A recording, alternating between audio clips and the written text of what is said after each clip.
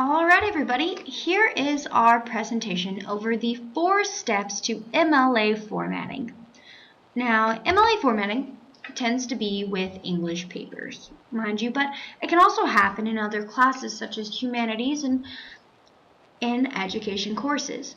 Now, the first steps to formatting an MLA paper, if we can get back to the front of our presentation, are your headings, page numbers, in-text citations, and your works cited page.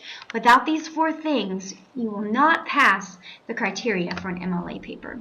Now, the basics of MLA formatting essays. It must be in either Times New Roman or Arial, and it has to be 12-point font. If it's any larger, you'll get points off. And 1-inch margins on all sides.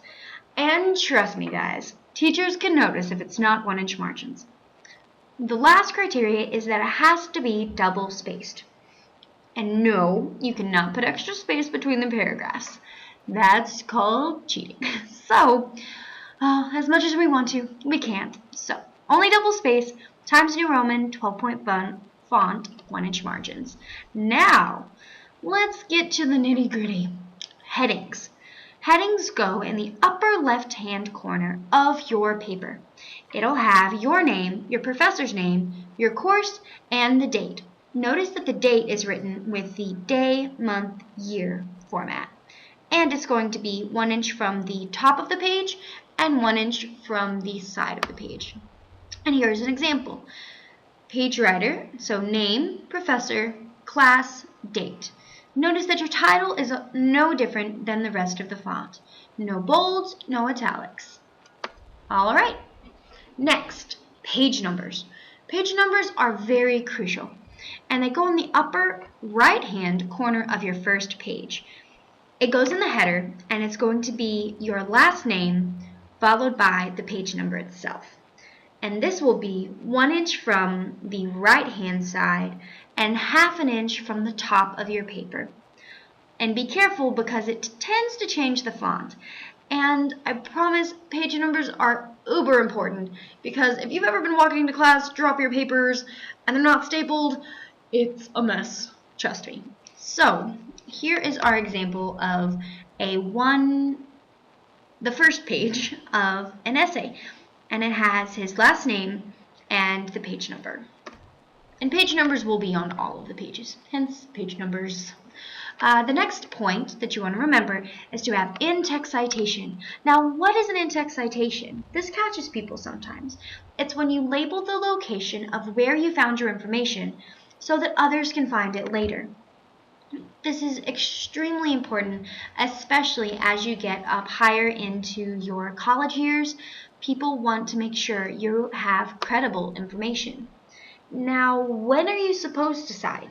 Anytime you didn't already have the information in your noggin. Do you need page numbers for EBSCO, which happens to be Texas Wesleyan's database for articles?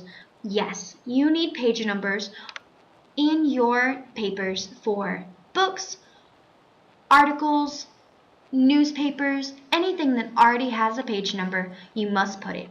And no, you do not need it for websites. Can you cite too much? No. But as the next point says, you can cite more than once in a paragraph.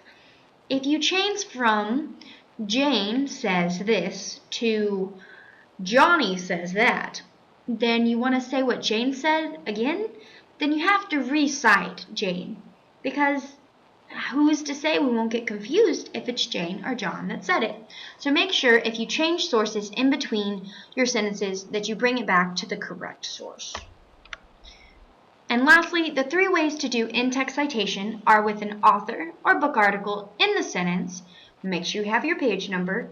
Use in a sentence and cite. In this second example, you give a fact from your article that you paraphrased, and you want to make sure that you cite correctly, so you put the author and the page number.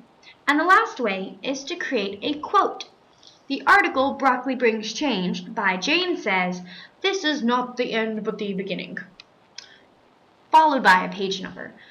Page numbers are very important because if you don't have a page number and you open up a 50-page article, no one's going to scan through it just to find this is the end, not the end, but the beginning. And notice in each case, the period goes after the citation. So 3 ways to do your in-text citation. But remember, the first word in your in-text should lead to, which is our 4th point, your works cited page. If the example says, Jane says that the world is only a donut's edge of the universe, Jane should be the first word we find in the works cited right here. Jane, Lisbeth, Tommy, sickness. That should be Jane to Jane, the first thing we find.